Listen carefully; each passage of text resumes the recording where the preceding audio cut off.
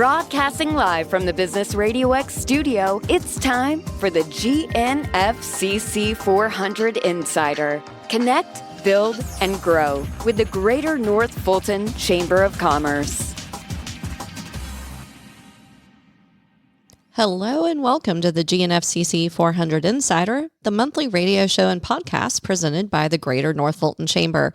I'm Kelley Boatright, President and CEO of the Chamber, and today we are discussing the significance of Plant Vogtle in Georgia's energy future, featuring insights from our region executive, Metro North, Kelley Balkcom of Georgia Power.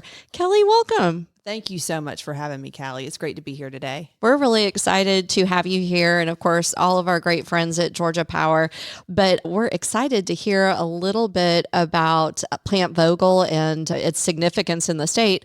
First, though, I want to ask a little bit about you, if that's okay. I know you have a very long history with Georgia Power, and so I would love to know about your background and your current role. Thank you so much, Callie. I'm a Georgia native, so I grew up in the Gwinnett area. Proud graduate of Parkview High School, the University of Georgia, and then I actually went to night school for my master's at the Atlanta campus of Mercer University. Oh, great. So through these experiences, I cannot tell you how many just fantastic people I met, fantastic Georgians through those experiences, and they absolutely prepared me for the next step into career. Transitioning from UGA, I came straight to Georgia Power. I really wanted to find a company that I could stay for a very long time. And I've been fortunate to have an opportunity to work in many parts of the business, managed accounts, pricing and rates. I most recently, prior to this position, was in our regulatory and policy team. And that afforded me the opportunity to learn a lot about our business and what we do at the Public Service Commission from a request perspective. In my current role, we are a team that supports the stakeholders in the community, chamber, all of our city, county officials, our state elected officials on the House and Senate side. We want to be a huge partner to all these stakeholders, and our team covers, we've got North Fulton, Forsyth, North DeKalb, and Gwinnett. Oh, it's a big territory. It's a big territory, but we really want to keep the lines of communication open with y'all. We want to be a partner and align with y'all, and want to be there to support y'all with your priorities. So please know that we're there when you need us. You always are. You guys have had such great communications and really live by the citizen wherever you serve motto that you use. I also want to say, hey, great job during all of the storms and communicating with the chambers and getting the word out. Really, we appreciate it very much because it gives us a great bit of information to be able to share with all of our members. Fantastic. Yeah. Thank y'all. Yeah, no, thank you. All right, we're going to jump right in. Obviously, you've got a long background with Georgia Power, lots of great information. And so I am excited to hear a little bit about Plant Vogtle. Now, I've heard, obviously, the news stories, very exciting time. I knew that it was the first nuclear unit being built in the U.S. in 3 decades, which seems insane to me, right? That's a long time. So I would love if you can just give us a little insight into what prompted Southern Company to make the move in Georgia of building this nuclear power plant and why it's significant to us here. Absolutely. So I would say the very simple answer is that we felt these 2 units would benefit our customers in the state of Georgia for decades to come. And that was ultimately, bottom line, the goal that we had from the onset of the project. And that's what we have continued to stand by as we navigated many challenges along the way. In Georgia, we have always considered the potential for new nuclear as part of our long-term planning process with the Georgia Public Service Commission. That is called our Integrated Resource Plan. And it allows us to put forth a plan for 20 years in the future so that we know what is the appropriate way to serve our customers from a generation, transmission, et cetera, perspective. The great thing to know is that our state leadership had the foresight to develop this process many years ago. And we also have a strong state-regulated, vertically integrated market structure in Georgia where there's accountability from the utilities to serve customers. Mm-hmm. So if an issue pops up, we have accountability with our regulators. They are coming to us directly to mitigate an issue. You don't see that structure in a lot of other parts of the country, and it makes Georgia very unique, and it also helped greatly in our ability to bring these projects online. A couple other things I'll just mention as far as the significance of the project. It absolutely had challenges along the way. As you mentioned, Callie, it was over 3 decades since we had any new nuclear built in the U.S., There was a complete supply chain that had to be redeveloped. I can't even imagine. There was no nuclear supply chain. We had to get a technical workforce to be able to build the project. We did have licensing issues. That's from an NRC perspective. So there were some tweaks that they were making along the way. And then we also had the COVID-19 pandemic, as we all know, was just very disruptive to our personal and business lives. Right. The other large complication that happened, our big contractor, primary contractor, Westinghouse, went bankrupt. That was in about 2017 perspective. But what we do, like what Georgia typically does, we got through the hard times. So we worked collaboratively with our co-owners on the project. We worked with our state leaders. We worked with the PSC. And we were able to bring Unit 3 and 4 on in 2023 and 2024 respectively.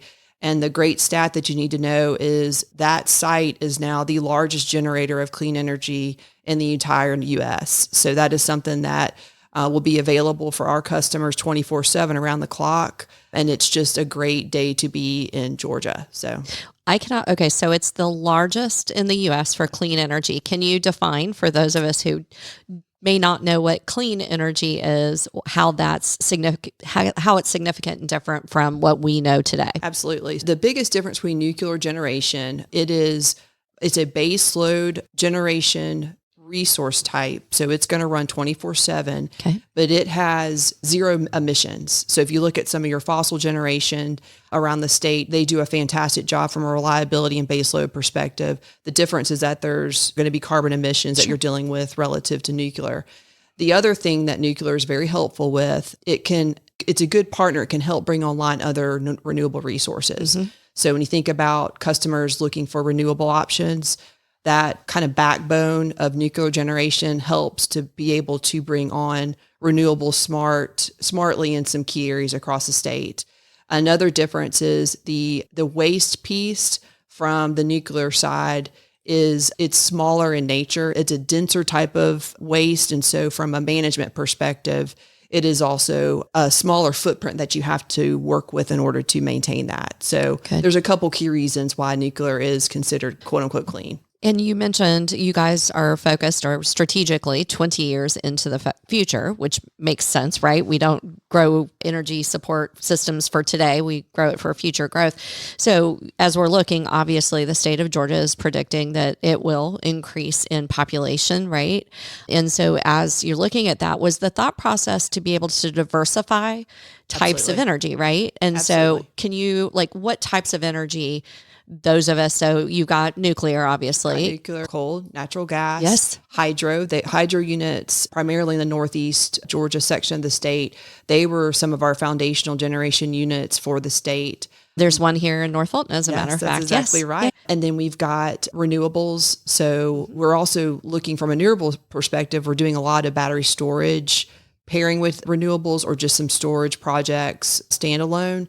So that's been good. We also do actually have a wind contract. There is some wind energy that we are getting from the Midwest. That's another thing that we diversified. I think that the key point of all this is we go back to that integrated resource planning process every 3 years. We're going to be actually filing our next plan at the end of this month. With the Public Service Commission, yes. Exactly. And we will go through that process to verify the load forecast and work through that data and that analysis. And then to your point, make sure that the diversified portfolio of generation assets that we project and recommend, it's the most economical for customers. Absolutely. It's interesting because I can actually remember being at the courthouse or at the Capitol on behalf of Georgia Power and Southern Company arguing for Plant Vogtle to come up. What feels like 100 years ago, right? It wasn't, but yeah, and I was in another community at the time, but the significance was not lost on me that it's the same thing. If you've got money, you want to make sure that it's in different stocks or bonds. And Absolutely. So it's interesting to me because it's that same philosophy of diversifying your energy portfolio so that you don't have all your eggs in one basket. So it makes all the sense in the world. But the fact that we in Georgia had the first nuclear sites in this case, or at least units coming up in 3 decades. And that makes us now the largest for clean energy is go Georgia. That's awesome. Yeah. That's That's awesome. Okay. So Southern Company those aren't the only nuclear sites. Right. We don't want to leave anybody out. Right. So maybe can you share with me just a little bit about the ones that were already in existence, which obviously had been in existence for quite some time. That's right. So Plant Hatch and Plant Farley, and maybe what's a little different from them to now. Okay. That sounds great. So Hatch is in Baxley, Georgia. Yes. It was actually Georgia's first nuclear unit. It was in the late 60s is when that project started. And the unit 1 and 2 came online in 75 and 79 respectively. Oh, wow. It is along the Altamaha River. Yes. And it has a total generation capacity of around 1,800 megawatts. Okay. Farley is actually in Columbia, Alabama. So that's along the Chattahoochee River. Construction started on Farley in 1970. Unit 1 was online in 77. Unit 2 began commercial operation in 81. Okay. So they were cascading behind one another. Farley is around 1,800 megawatts as well. In addition to units 3 and 4 that we just spoke about, Vogtle also had units 1 and 2 that were about 1,200 megawatts each. So when you combined the 2 original units at Vogtle plus the 2 new ones, were over 4,000 megawatts of nuclear generation out of that entire campus now, which is significant. And I will tell you the biggest difference, and Vogtle, as a reminder, it's on the Savannah River. Mm-hmm. The biggest difference I would say is the safety system on the 2 new nuclear units at Vogtle. It's called a AP1000, and it's a safety system that allows the unit to have no electrical power required for a safe shutdown. And there is not an operator action that has to be required for 72 hours to maintain core and containment cooling if there was something ever to happen. Again, we would never anticipate something to happen there. But the safety system is very unique. And that was the new design that we had to abide by when we were bringing those 2 new units online. Right. They are fantastic. All of those sites are running full tilt 24/7. They are the kind of units that you want to have. And we think so highly of them that I have no doubt, we've already started the process with Hatch, but I have no doubt that we'll continue to look at relicensing. So you can do a 40-year license on a nuclear unit, and then you can go in for 20-year incremental extensions. You have to work through that process with the NRC. Obviously, we have to take that through the PSC. But point is, these are assets that should be operational for 60 to 80 years. So generations to come are going to benefit from all these. That's interesting. So the life cycle is what you would call it for a nuclear generator, not the plant, it would actually be the permit. Thank you. Yep. Is starts at 40 years. Wow. Uh-huh. Okay. So that's the permit, but the life cycle of that actual unit would be 80. We would project 60 to 80 for sure. That's amazing. Yeah. So that investment is significant, but that investment is spread over such a significant amount of time that it really isn't. That's right? exactly right. That's wonderful. Exactly right. Yep. How does that compare or differentiate? I know we've talked a little bit about clean energy, right? And what that means, which is understood, but also what are some of the new energy sources, right? So this was nuclear old. It's been around obviously for quite some time, but now with some new tweaks that make it much more safe. Right. And cleaner than in the past. Not that it wasn't clean in the past, just that now with safety and other things. Are there other types of energy that you may not even be able to tell me about it? I don't know. But things that are being considered for the future that even are more exciting than something like that? It's a great question. So I think what we would be very open to is technology to be able to take the generation process even to the next level. So I think for Georgia specifically, we had a huge accomplishment with 3 and 4. I think now what we are hoping, we have not submitted any new nuclear at this time. Okay. We are hoping that other states and other policymakers are able to learn some best practices from what we accomplished at 3 and 4. And then again, going back to your question, let's let the market and technology and others maybe think through some other fascinating ways to generate electricity going forward. It's a great question, some that has not been solved yet. Sure, of course. And it's interesting because you mentioned, not that none of us really like to talk about it, COVID during that time and the things that happened during that time to slow down or in some cases speed up the rate of technology and things that were being developed. So it's interesting because I think about that. That was 5 years ago. COVID was 5 years ago.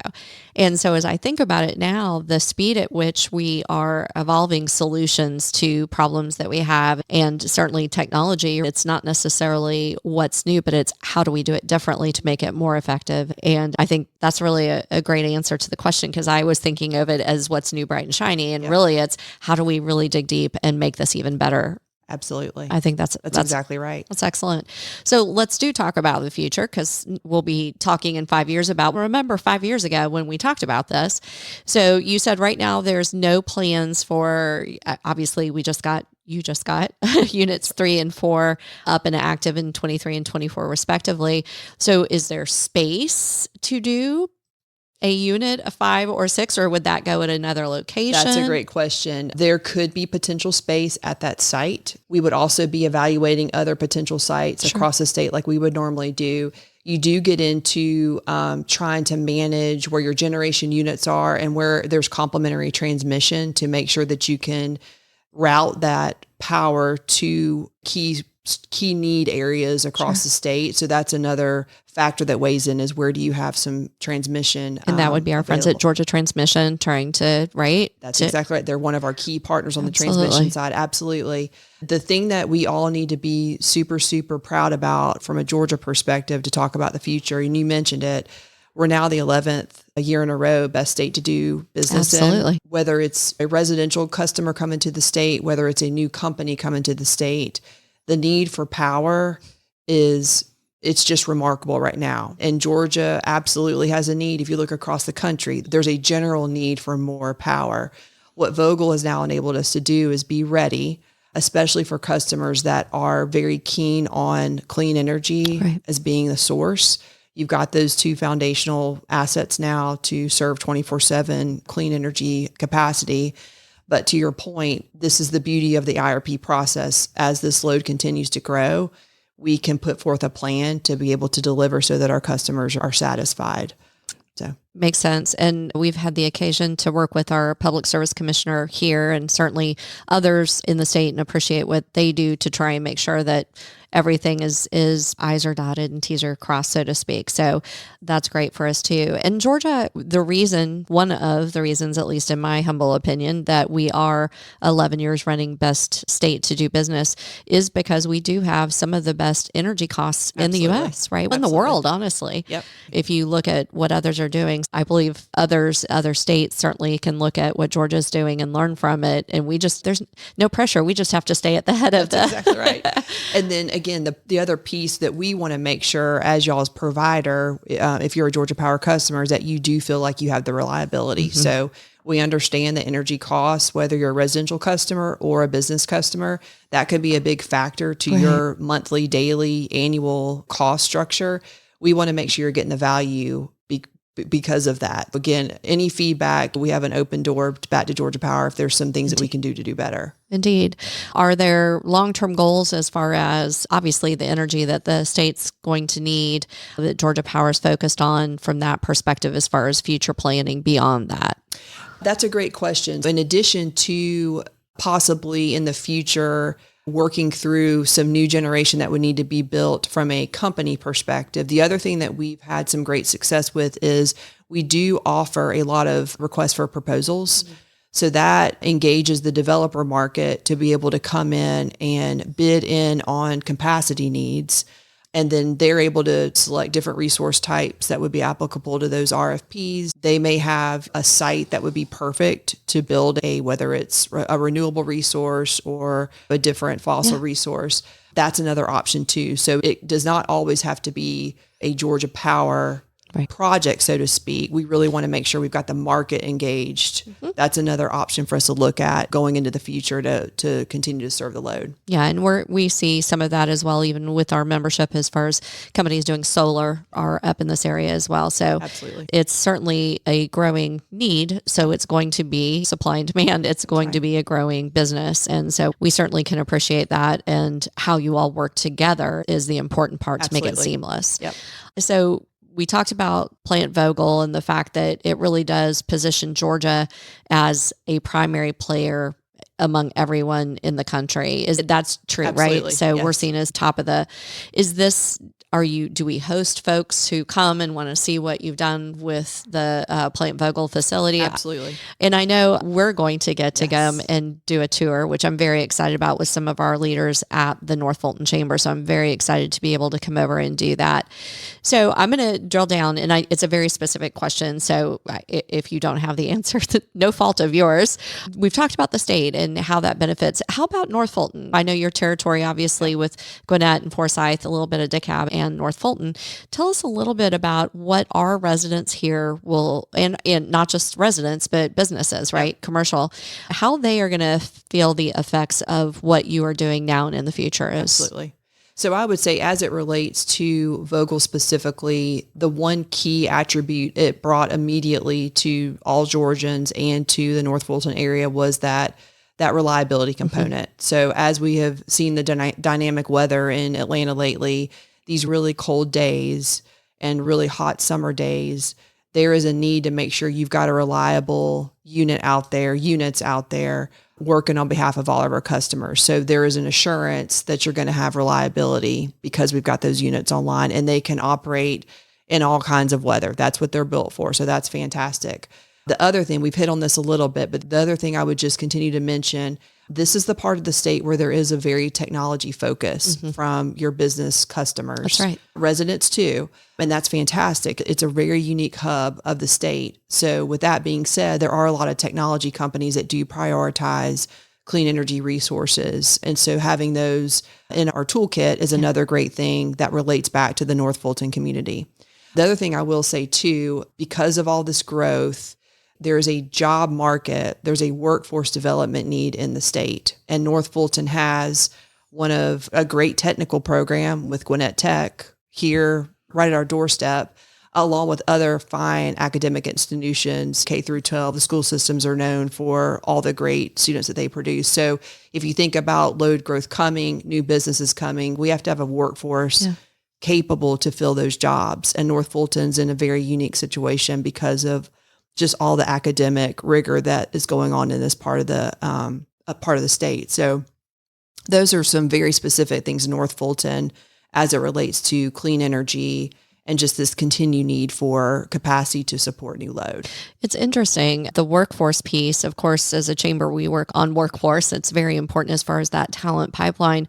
But you mentioned when we were talking about at the very beginning, the fact that bringing on a nuclear power site after 30 years of not doing that, you actually had to not just find the products, which weren't in production, because why would they be if nothing had been going for 30 years, but also the people to work on them, because that's an entire generation. They are retired. Absolutely. So this workforce question, I think I may have just glossed over that, but when you said that at the front end, you had to grow your own. It was significant. Yeah. It was a lot of coordination with our labor partners in the union, a lot of contractor support, but you're talking electricians, pipe fitters, welders. There was some technical skill roles that we had not really had a need for as it relates to building a nuclear unit in years. And so you have to find a workforce to be able to do that. At the peak of the units being built, we had 9,000 people actually working on the site. Wait, 9,000 people at work to get them up and running. And that's a combination of craft labor, that's your engineers, that could be security. But if you look at the whole campus, that was the peak. And then once the project came online, 800 permanent jobs were created with those units, which is significant. And they run the gamut, right? It's engineers down to folks trying to logistics, all of the things that go along with that. Absolutely. So the workforce issue or the workforce possibility, opportunity is real. And in all candor, Kelley and I both serve on the foundation board of directors for Gwinnett Technical College, which we both believe is a great place to get training and certificates to do this. And it's this workforce around, of course, nuclear is one, but it's really any energy, including, I've been reading lately a lot about even linemen, right? Absolutely. That they're all retiring. Absolutely. And it's linemen and women, but at the time, right? Yeah. That's fascinating to me. So all of a sudden we're training linemen again. Absolutely. And So- it is a great fit for the right personality and skill set. Those roles are fantastic. And we could not do what we do without the line personnel that we have. 100%. Yeah. Yeah. I think that ability to think through all of the pieces of the workforce is really a head scratcher because there is so much breadth and depth to it. It's not just one type of individual. I think that's really incredible. So also, hey, folks out listening, great jobs for your kids growing up or retraining and retooling as well. I think that's awesome. Kelley, you were going to be hosting us or hostessing us in this instance with some of our investor level members who you have invited to come for that tour of Plant Vogtle. Can you just take a couple of minutes to tell us what we can expect on that tour? What would one see when they toured Plant Vogtle? We are so excited to host y'all later next month. What's really unique about a tour is there is a Vogtle Energy Education Center that we will start at.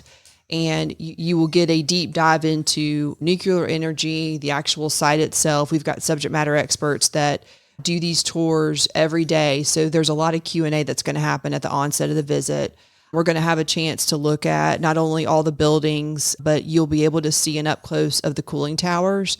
They are significant. So you see them in images and you don't have a perspective of just how large these cooling towers are until you get on site. So that's going to be really neat. You'll get to see where the spent fuel storage, we talked about on the waste side, you'll get to see where the spent fuel storage is located.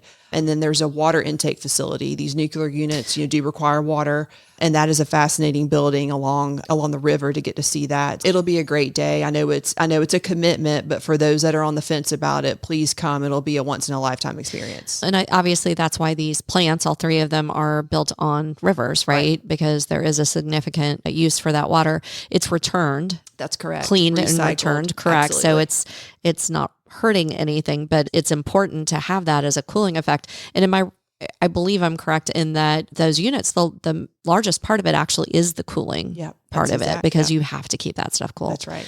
Yeah. I'm, like I said, prior to us doing this, I'm super excited about the opportunity to really lay eyes on it in a significant way and understand better what the future of the state is from the perspective of power as one of the options. Cause I think that's incredibly important as we talk about economic development and workforce.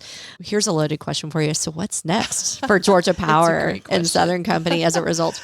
What is next? So great question. And it's very timely. Like Callie and I mentioned earlier, we are going to be filing our next integrated resource plan at the end of this month. So just within a few days, that's going to lay out a strategy that we would propose for the next 20 years to fill in the capacity for the load growth.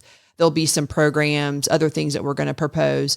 We'll work through that process with our regulators at the Public Service Commission, as well as our intervening parties. The great thing about Georgia, there are multiple intervening parties, whether it's a solar intervener, a manufacturing company intervener. There's different parties that will actually intervene in the case and follow it, bring up testimony. There's some things that they're going to align with us on. There may be some areas that they want to tweak or challenge. And that's the great transparent process that we have in Georgia. So we'll work through that process. Out of that, Callie, it will be what's next because it'll lay out what new programs, services are going to get approved, what that trajectory is going to look like on the transmission and generation side. We do have several RFPs still underway, so those should be becoming more known of what that's going to look like mid-year. Okay. So just be on the lookout for that too, but more to come. It's going to be a busy year for sure. It sounds like it. And you're just making me more eager like this. So you'll have to wait and see. Just makes me more excited. It's like a no spoiler for the end of this great movie. I am so excited, certainly to go on the trip, but also just to see what Georgia Power has in store. And I know it's got to go through the PSC and a lot of folks and those folks who are the interveners that are challenging or making it better in some respects. It makes it better for everyone. Absolutely. So there's certainly nothing wrong with that. Yes, exactly.